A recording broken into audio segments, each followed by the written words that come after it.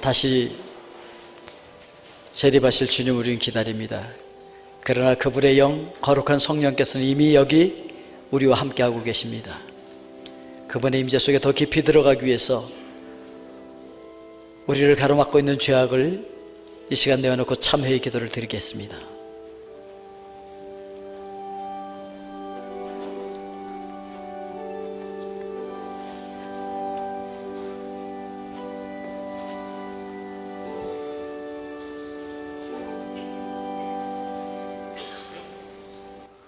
만유의 주제 되신 하나님을 찬양합니다. 한 주간의 삶을 잘 마무리하고 오늘 성일 하나님 앞에 나와 감사, 찬양, 영광 돌림을 감사드립니다. 우리의 삶을 돌아보면 하나님 앞에 나올 수 없는 자이지만 부끄러운 십자가 위에서 흘리신 주님의 보혈을 의지하고 하나님 앞에 나아갑니다. 우리의 예배를 받아주시옵소서. 십자가 앞에 나의 의지, 생각, 판단, 잘못된 모든 것을 내려놓고 영원한 진리를 위하여 순간적인 이익이나 기쁨, 세상의 자랑에 만족하지 않으며 하나님 앞에 나아가오니 머리 숙인 모든 성도들을 돌아보시고 하나님의 생각, 하나님의 말씀으로 깊이 채우소서. 그리하여 우리의 삶 안에 하나님의 모습이 살아나게 하시고 우리의 삶의 모습이 하나님의 칭찬이 되게 하옵소서. 그리스도가 머리 되신 교회에 하나님의 말씀이 바로 서게 하옵소서. 이 교회 공동체가 하늘에 계신 하나님의 뜻을 행하는 자들, 사모하는 자들, 최선을 다하여 그의 삶을 바치는 공동체가 되게 하옵소서. 말씀을 들고 서시는 담임 목사님을 하나님의 마음을 대언하는, 말씀을 대언하는 대언자로 세우소서. 모든 것을 이루실 것을 믿사오며 예수 그리스도 이름 받들어 기도드렸습니다. 아멘.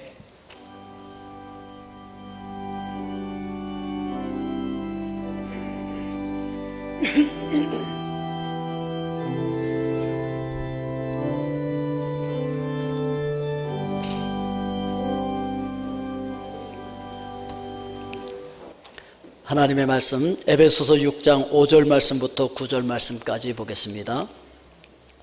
에베소서 6장 5절로 9절 말씀입니다.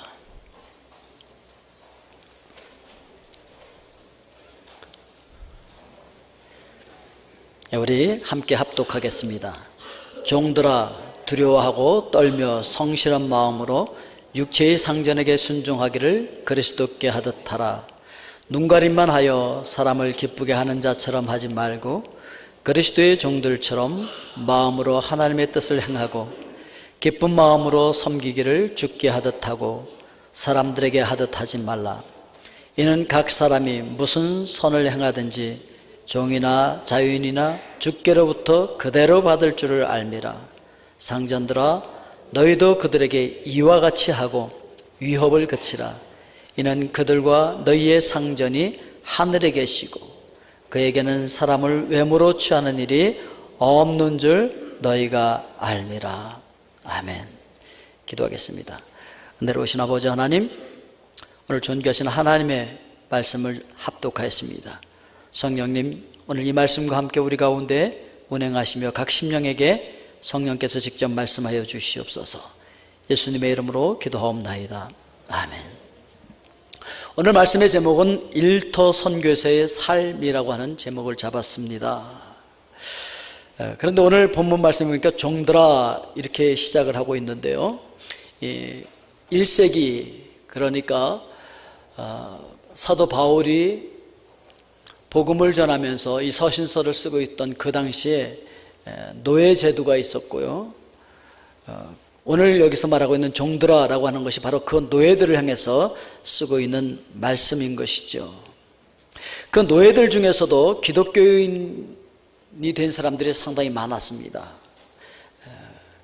특별히 로마법에 의하면은 노예들은 법적인 권리가 없습니다. 그러니까 이론적으로 보면은 노예들은 사람이 아니었어요. 그냥 하나의 물건이었었어요. 그러니까 누가 소유권을 주장하고 자기가 팔기도 하고 사기도 하는 그런 존재였었다는 것이죠. 노예가 되는 일은요, 전쟁에 지면은 포로로 끌려와서 노예가 됩니다. 또는 해적이나 산적들이 그 사람들을 잡아다가 노예로 팔기도 하고 또 노예로 부리기도 했었습니다. 그런가 하면은 빚을 지고 빚을 갚지 못하면 노예가 되기도 했고, 어느 날 재판 받으러 딱 가보니까 재판소에서 그만 노예가 돼버리는 경우도 있었고요. 엄마가 노예면은 그 엄마가 낳은 아이는 무조건 노예입니다. 참 노예가 얼마나 많았는지요. 그 당시 로마의 인구의 20% 이상이 노예였대요. 그래서 이 노예를 어떻게 구분할까 그러다가 노예 옷을 해입히자. 노예들은 노예만이 입는 옷을 따로 해입히자. 그런데 그게 로마 의회에서 부결이 돼요. 왜 부결이 되냐면, 그러면은 노예들이 어머, 이 다 노예였어? 와, 우리 엄청 많네. 우리 뭐 한번 해볼까? 이러면 로마 뒤집어진다는 거죠. 그래서 서로 멀리서 볼 때는 노예인 걸 모르게 하기 위해서 노예 복장을 입히지 않기로 결정을 합니다. 그만큼 노예가 많았던 거예요. 그러다 보니까 도망가는 노예도 많아서 그 노예를 잡는 전문적인 노예잡이도 생겨나게 되었었는데, 우리나라에도 옛날에 뭐 드라마에 보면 뭐 추노인가? 거기 보면 막 이렇게 종들이 도망가면 그 잡으러 쫓아가는 그런 추적자들이 있었고 그랬었잖아요. 성경 빌레몬서에 나오는 오네시모도 도망간 노예였었죠. 이 오네시모라고 하는 이름이 노예들에게는 아주 흔한 이름 중에 하나였어요. 오네시모가 어떤 뜻이냐면은, 우리 어떤 그 사전에 보면 유익한 이런 뜻으로 번역해 놨는데, 원래 의미는 그 유익한 이것도 쓸 수 있지만 쓸만한 놈, 그런 뜻이에요. 쓸만한 놈. 노예를 뭐 유익한 분야 이렇게 누가 하겠습니까? 쓸만한 놈이야 이러죠. 그러니까 쓸만한 놈, 그게 오네시모야. 그러니까 그 당시에 오네시모가 많아. 노예들 중에는 쓸만한 놈들이 많았던 거죠. 1세기 로마 제국 안에는요, 노예들 중에는 교사도 있고 의사도 있었어요.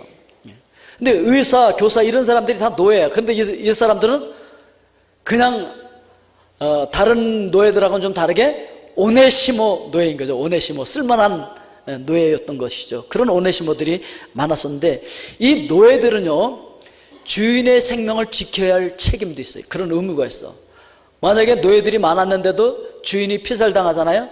그럼 노예들이 다 같이 죽어야 돼요. 어떤 집에서 어떤 로마의 상당한 위치에 있는 사람이 피살을 당했는데, 그 집에 있던 노예 700명이 함께 다 죽음을 당했어요. 주인을 못 지켰다고. 그러니까 노예들은요, 생명을 걸고 주인을 지켜야 돼. 주인 못 지키면 자기도 죽으니까. 그것이 바로 노예들이었었는데, 그 노예들 중에서 그리스도인들이 많았다는 것이죠. 특별히 로마시에는 더욱더 그리스도인 노예들이 많이 있었어요. 자, 그럼 로마에 있는 교회에 편지를 보낸다면 여러분들은 서두를 어떻게 시작하겠습니까? 바울은 그 노예들이 많은 교회를 향해서 편지를 쓰면서 서두를 이렇게 시작합니다. 로마서 1장 1절에 보니까, 예수 그리스도의 종 바울은 사도로 부르심을 받아, 이렇게 시작하죠. 나도 종이야, 나도 노예야, 너희들과 똑같은. 그런데 내 주인은 그리스도야, 이렇게 이야기하고 있는 거죠. 그러니까 이 편지를 받았던 로마의 그리스도인들 중에서 특별히 그 노예들은요, 상당히 동질감을 느낄 수 있었겠죠. 친근감을 느낄 수 있지 않았겠습니까? 노예는 전적으로 주인의 소유거든요. 주인 거예요. 그러니까 그리스도의 종, 그리스도의 노예가 됐다는 건 내 소유주는 그리스도야, 이렇게 신앙 고백을 하고 있는 거나 마찬가지죠. 이 노예들은 주인에게 절대로 복종하고 헌신해야 되고, 전적으로 주인에게 의존하지 않으면 살 수가 없었어요.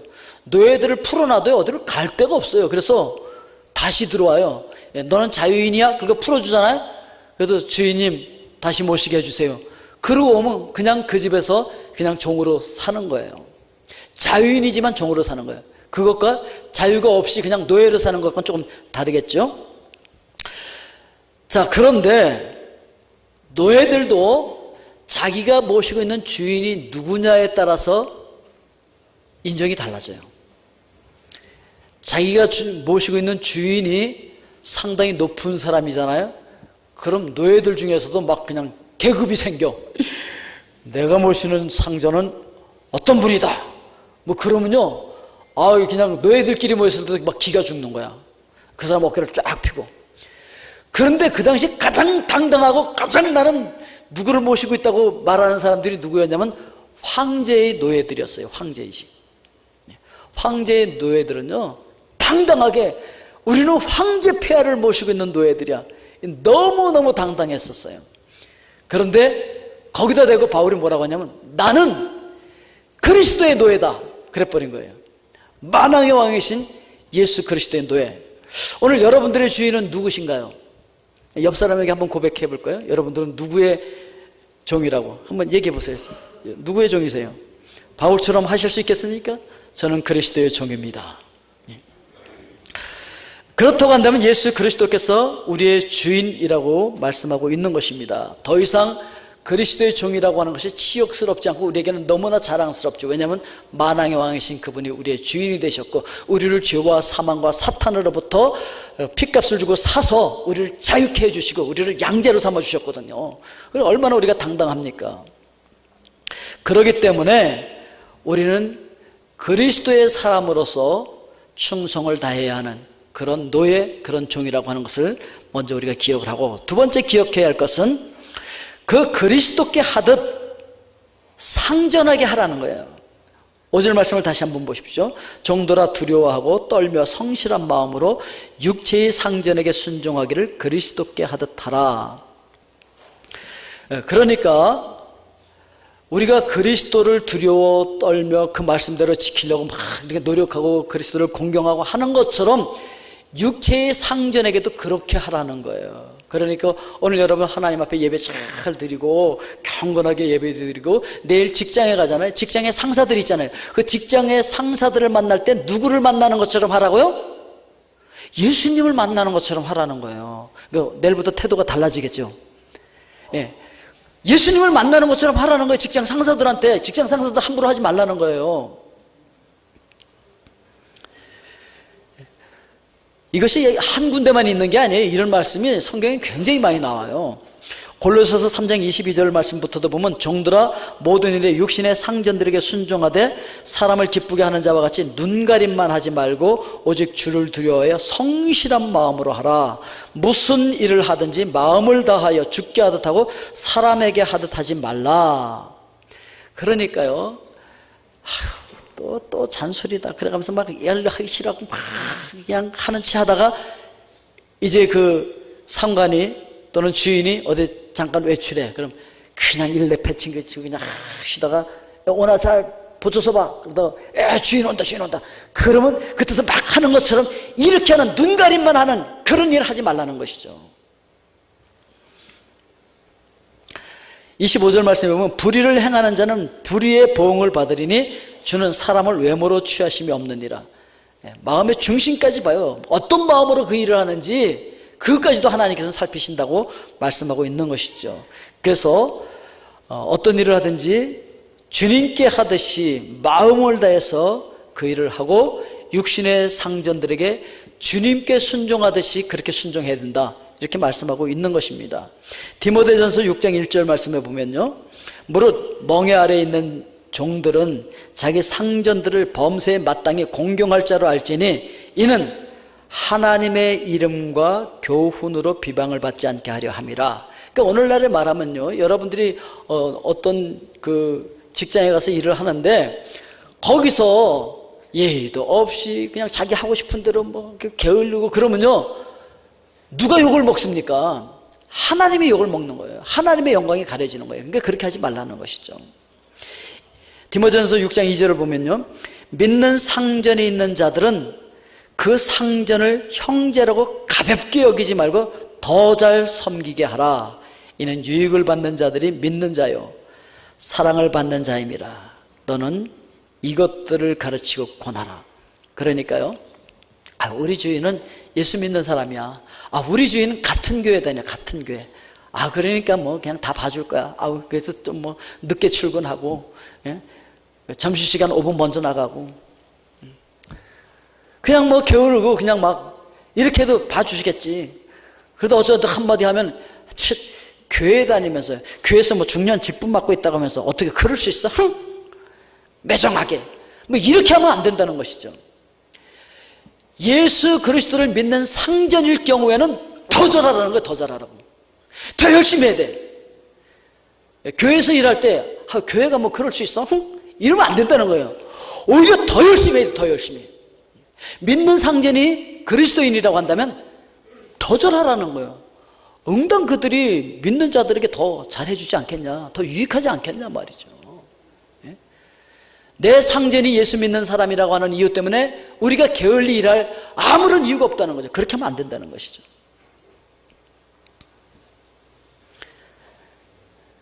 디도서 2장 9절 말씀도 보면 이렇게 말하고 있어요. 종들은 자기 상전들에게 범사에 순종하여 기쁘게 하고 거슬러 말하지 말며 훔치지 말고 오히려 참된 신실성을 나타내게 하라.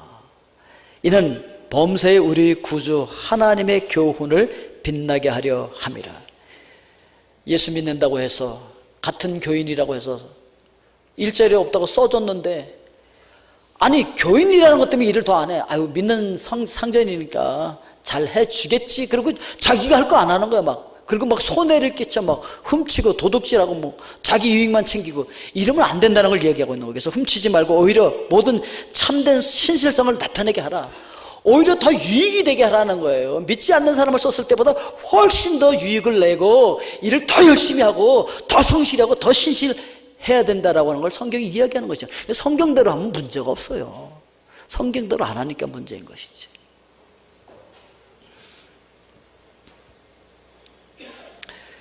베드로전서 2장 18절 말씀을 보면요, 사환들아 범사에 두려워함으로 주인들에게 순종하되 선하고 관용하는 자들에게만 아니라 또한 까다로운 자들에게도 그리하라. 그러니까 우리 주인은 너무 착해, 너무 좋은 분이셔, 너무 인격적이셔. 와, 그래서 내가 어떻게 충성하고 내가 어떻게 공경하고지 않고 내가 어떻게 열심히 성실하게 일하지 않을 수 있겠어요? 우리 주인이 너무 좋아서 나는 일을 열심히 할 거예요. 그렇게 하면 안 돼. 주인이 까다롭다 할지라도 뒤에 가서 우리 주인 아주 못됐어요 뭐 이러고서 그냥 눈가림만 하고 일하지 말고, 주인이 까다롭다 할지라도 거기서 충성스럽게 성실하게 일하라 라고 성경은 이야기하고 있습니다. 혹 주인이 부당하게 대화할 수도 있어요. 19절 말씀 보면 부당하게 고난을 받아도 하나님을 생각함으로 슬픔을 참으면 아름다우나. 여러분, 혹시 여러분 직장에서 나는 정말 마음을 다해서 충성하는데 부당한 대우를 받을 수도 있어요. 요셉이 그랬잖아요. 그런 부당한 대우를 받아도 내가 하나님을 생각함으로써 열심히 해서 이것을 참게 되면 그건 아름답다는 거예요. 하나님께서 기억하시는 거예요. 그런데 20절에 보니까 죄가 있어 매를 맞고 참으면 무슨 칭찬이 있으리요. 그러나 선을 행함으로 고난을 받고 참으면 이는 하나님 앞에 아름다우니라. 여러분, 여러분들의 삶이 하나님 앞에 아름답게 될 수 있기를 주의 이름으로 축원드립니다.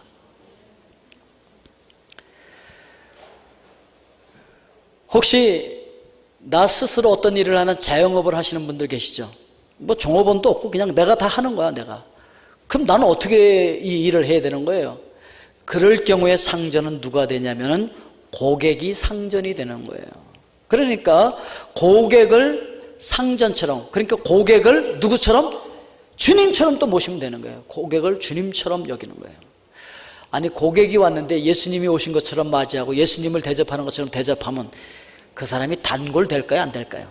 단골 되지. 또 올까요, 안 올까요? 자기 혼자만 오겠습니까? 많은 사람들 데리고 오죠. 네?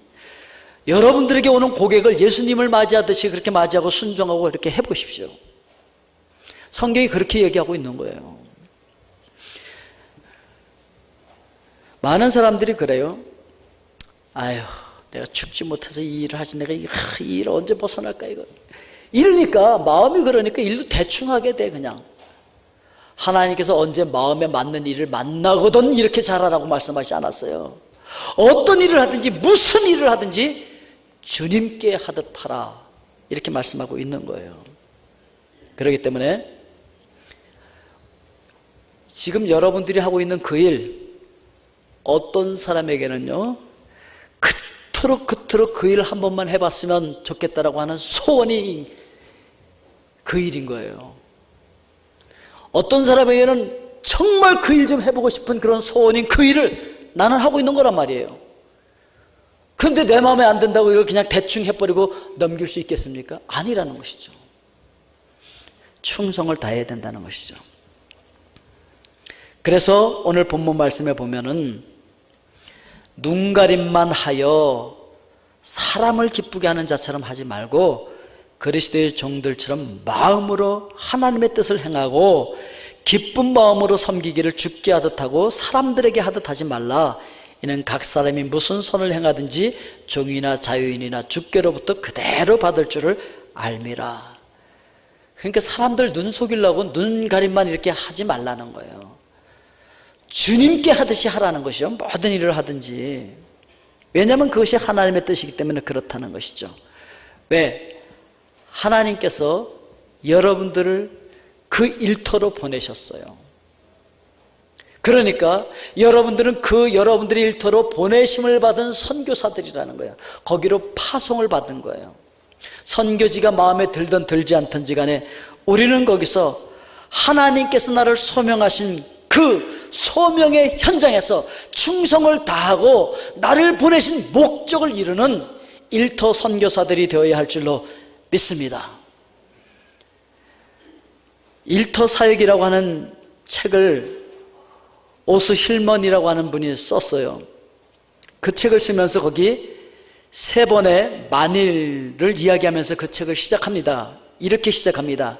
만일 기독교인이 깨어있는 시간의 70%를 보내는 일터에서 하나님의 말씀을 액면 그대로 믿고 삶에 적용한다면 과연 어떤 일이 일어날까?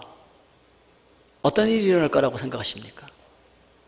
두 번째, 만일 기독교인이 일터에서 영적인 권위를 확립하고 성경의 가치관으로 주위에 영향을 끼친다면 과연 어떠한 변화가 일어날까? 세 번째, 만일 기독교인이 과거와는 달리 직장에서 경건한 삶을 실천한다면 과연 어떤 역사가 나타날까? 여러분, 만일 이렇게 한다면 어떤 역사가 나타나리라고 여러분들은 기대하십니까? 만일 그렇게 한다면 사람들의 삶과 일터와 그 사람들이 살고 있는 도시가, 도시뿐만 아니라 나라 전체가 그리스도의 능력으로 변화되어지는 진정한 트랜스포메이션을 경험하게 될 것입니다. 오늘 우리가 이렇게 행함으로 말미암아 우리 일터를 변화시키고 우리 도시를 변화시키고 우리가 살고 있는 이 과테말라를 변화시킬 수 있기를 주의 이름으로 축원드립니다. 그럴 수 있다는 거예요. 예수님께서 마태복음 6장 10절에서 말씀하신 나라가 임하옵시며 뜻이 하늘에서 이루어진 것 같이 땅에서도 이루어지이다. 이 말씀이 금방 이루어질 것입니다. 우리가 하루의 대부분을 보내고 있는 그 일터, 그것은 생존을 위해서 있는 것이 아니라 하나님께서 택하신 우리의 선교지라는 것이죠. 그리고 우리가 믿음을 실천하는 곳이어야 하고 모든 그리스도인들이 소명받은 선교의 현장이라고 하는 사실, 그리고 우리는 그 현장으로 보내짐을 받은 선교사들이라고 하는 사실을 기억해야 한다고 하는 것입니다. 사실 예수님도요, 대부분의 시간을 우리가 보내고 있는 그 일터에서 보내셨어요. 예수님께서 대중들 앞에 모습을 드러내신 횟수가 성경에 132회예요. 그런데 그 132회 중에서 10번을 제외하고 122회는 다 우리의 일터 현장에 나타나서 말씀을 하셨어요. 예수님께서 가르쳐 주신 비유 쉬운 2개 가운데서 45개가 일과 관련된 내용을 소재로 말씀을 해 주셨습니다. 그러니까요, 일터를 소홀히 여기면 안 돼요. 어떤 그리스도인들은 교회 와서 예배 드리면서 예배 드리는 이 1시간은 굉장히 중요하게 생각하고 막 예배를 열심히 드리고 기도 열심히 하고 찬양 열심히 하고 뭐 이렇게 하지만 교회를 나가서 내일 직장에 딱 가면 이거는 교회와 완전히 별개인 것처럼, 신앙과는 완전히 별개인 것처럼 그렇게 살아가는 사람들이 많이 있습니다. 그런데요, 여러분, 그거는 사탄에게 속고 있는 것입니다. 사탄은 전략적으로 우리를 속여서 일터는 교회와 다른 그냥 세상이다 이렇게 생각하도록 만들기를 원합니다. 그리고 많은 사람들이 그 사탄에게 속아서 일터를 소명의 현장으로 알지 못합니다. 그냥 먹고 살기 위한 그런 장소로만 기억하게 되어진다고 하는 것이죠. 그래서 직업활동을 무의미하고 또 노동을 저주로 생각해서 이놈은 노동이고 왜 아담과 하와가 그냥 죄를 지어서 이렇게 힘든 이 노동 현장에 있게 만드는 거야, 뭐 이렇게 원망하고 불평하는 사람이 많은데요, 노동은 하나님께서 주시는 축복이에요.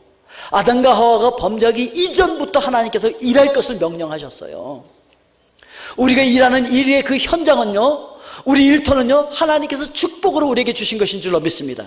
그리고 우리 그 일터에서 우리는 하나님의 뜻을 드러내야 되고 그 일터에서 하나님께서 나에게 주신 그 소명을 감당해야 되는데, 고린도전서 10장 31절에 보면 그런즉 너희가 먹든지 마시든지 무엇을 하든지 다 하나님의 영광을 위하여 하라 말씀하기 때문에, 그 말씀대로 우리가 그 일터의 현장에서 일을 하고 있다고 한다면 모든 일들이 다 존귀한 일들이 되어질 줄로 믿습니다.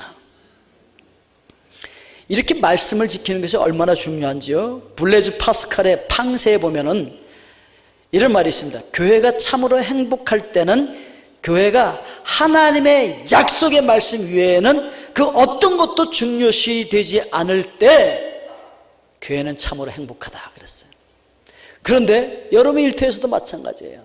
정말 하나님의 약속의 말씀만이 중요하다고 생각되어질 때 여러분들의 일터는 굉장히 행복한 곳이 되어질 것입니다. 자, 세 번째 우리가 생각할 것은요, 그럼 상전들의 태도는 어떠해야 하는 거냐? 9절 말씀에 이렇게 이야기하고 있습니다. 상전들아, 너희도 그들에게 이와 같이 하고 위협을 그치라. 이는 그들과 너희의 상전이 하늘에 계시고 그에게는 사람을 외모로 취하는 일이 없는 줄 너희가 알미라. 너희도 그들에게 이와 같이 하고 위협을 그치라. 그러니까 종업원들이 하는 일, 부하 직원들이 상전에게 해야 하는 그 많은 그 이야기를 주신 것을 똑같이 상전들도 부하 직원들에게 그렇게 해야 된다는 거예요. 거기다 하나 더 붙여서 위협을 그치라는 거예요. 자기의 지위를 이용해서 부하 직원들에게 막 위협하고 협박하고 너 그따위로 하면 목 잘라버려 뭐 이렇게 협박하면 안 된다는 것이죠.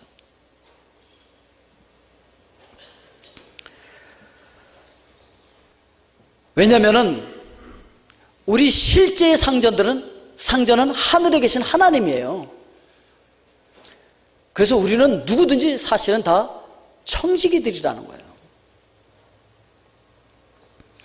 위대함을 선택하라라고 하는 책이 있습니다. 백바울 선교사님이 쓰셨는데, 이 선교사님은 밤이라고 하는 선교를 하시는 분이에요. 이 밤이라고 하는 선교가 뭐냐면은 비즈니스 에즈 미션이에요. 비즈니스 에즈 미션. 네, 그러니까 그분은 이렇게 얘기합니다. 선교라고 하는 것은 단순히 이윤을 내서 선교에 흘러보내는 것이 아니라, 그러니까 여러분 이렇게 생각하는 사람들 많잖아요. 내 이 비즈니스 열심히 하고 돈 많이 벌 거예요. 많이 벌어갖고요 선교 많이 할 거예요. 돈 많이 벌어갖고요 불쌍한 사람 많이 도와줄 거예요. 돈 많이 벌어갖고요 뭐 아프리카에 그 굶어 죽어가는 사람들 내가 저기 식량 지원할 거예요. 내가 돈 많이 벌어갖고요 우물이 없는 곳에 우물 파줄 거예요. 그럼 멋진 선교하는 것 같잖아요. 비즈니스를 통해서. 그게 비즈니스 선교가 아니라는 거예요.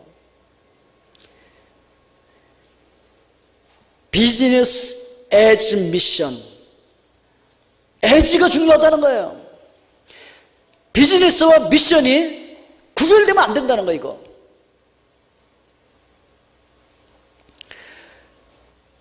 그 모든 과정이 주님께서 이 땅에서 보여준 그 모든 것을 가르쳐 지키는 실천 현장이 되어야 된다는 것이죠. 돈에 대한 세상의 이해는 성경의 가르침과 정반대입니다. 그런데 이 비즈니스 핵심 가치가 바로 이익 아닙니까? 즉 돈을 남겨야 되는 거예요. 그렇기 때문에 이 돈을 다룸에 있어서 성경적인 가치관을 우리가 다시 확립해 볼 필요가 있는 것이죠. 비즈니스는 돈을 사랑해야만 성공할 수 있죠. 돈을 사랑하는 것을 근데 성경은 일만하게 뿌리라고 얘기합니다. 디모데전서 6장 10절에 보면 돈을 사랑함이 일만하게 뿌리가 되나니 이것을 탐내는 자들은 미혹을 받아 믿음에서 떠나 많은 근심으로 자기를 찔렀도다. 그렇기 때문에 세상적인 가치관으로 보는 비즈니스는요, 성경과는 전혀 맞지 않습니다. 그렇기 때문에 세상적인 가치관으로 비즈니스를 보고 돈을 바라본다고 한다면 여러분들은 아무리 내가 이 비즈니스를 통해 갖고 이제 하나님께 영광 돌리고 이 비즈니스에서 돈 많이 벌었고 내가 뭐 할 거야 라고 해도 그 비즈니스가 바로 미션이 아니라는 거예요.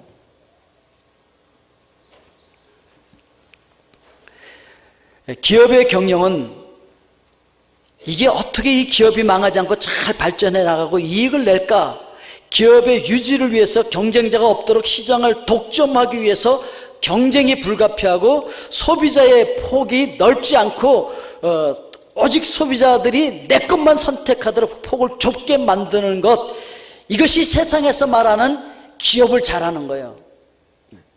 그래갖고 기업을 누리고 뭐 어디서 뭐 하려고 하면 막 문어발처럼 해서 아무도 못하게 하고 독점으로 그냥 몽땅 다 내 거밖에 못 쓰도록 이렇게 만드는 것이 잘하는 것처럼 생각하잖아요, 세상에서는.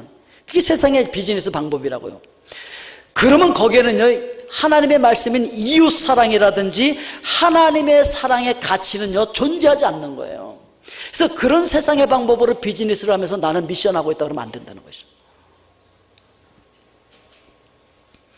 그러나 이 비즈니스 선교라고 하는 것은 경영의 주체는 사업주 자신이지만 소유주는 하나님의 것이라고 하는 것을 고백해야 하고, 기업의 존속 이유가 바로 하나님 나라의 확장에 있어야 된다는 거예요. 이 기업을 하는 이유가 뭐냐? 바로 하나님의 나라의 확장이어야 하고, 그런 의미에서 이 기업 자체가 바로 하나님의 나라여야 한다는 거예요. 여기가 하나님의 나라여야 돼요. 내가 이걸로 돈 벌어서 하나님의 나라를 나중에 확장시킬 거야가 아니라 지금 기업하고 있는 이게 바로 하나님의 나라여야 된다는 것이죠. 이게 성경적인 비즈니스인 거예요.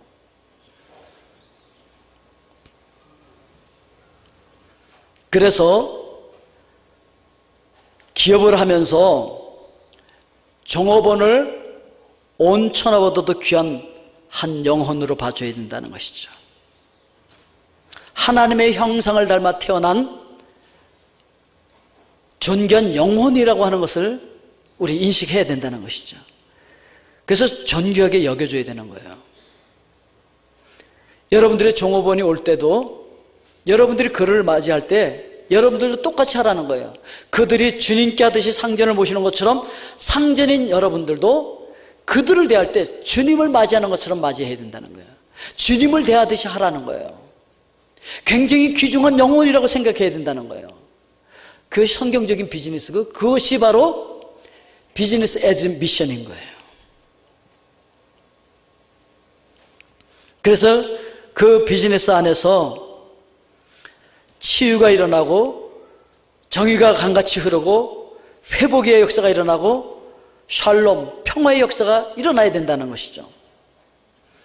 그것이 바로 일터 선교사들이 기업을 운영하는 경영 원칙이 되어야 한다는 것입니다.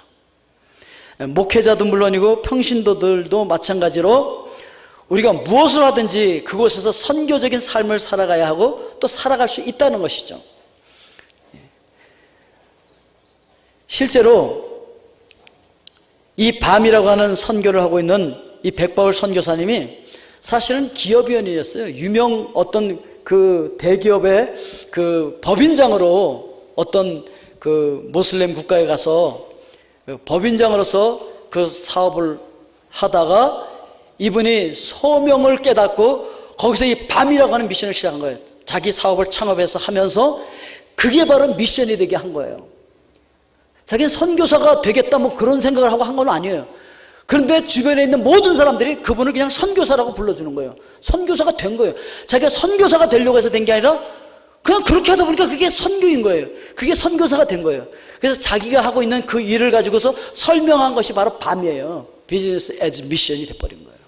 오늘 여러분들의 비즈니스 현장이 바로 이런 미션 현장이 될 수 있기를 주의 이름으로 축원드립니다.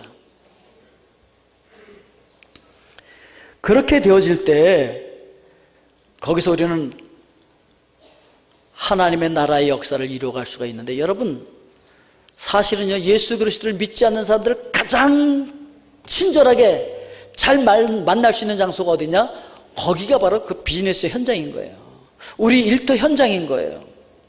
그러니까 나 일 열심히 한 다음에 돈 벌었고 돈 들고서 영혼 구하러 또 어디 가야지 멀리? 이건 난센스예요. 그게 아니라 내가 선교해야 할 그 사람이 바로 여기 있는 거예요. 지금 그가 바로 내 선교의 대상이라고요. 멀리 가서 할 생각하지 말고 바로 그에게 지금 복음을 전할 수 있어야 된다는 거죠. 그들에게 복음을 전할 수 있으려면 내가 성경적으로 비즈니스를 하고 있어야 돼요. 우리 교회에서는 전교인 선교사화를 외치고 있습니다. 그래서 오늘 여러분들은 모두가 다 선교사들인 줄로 믿습니다.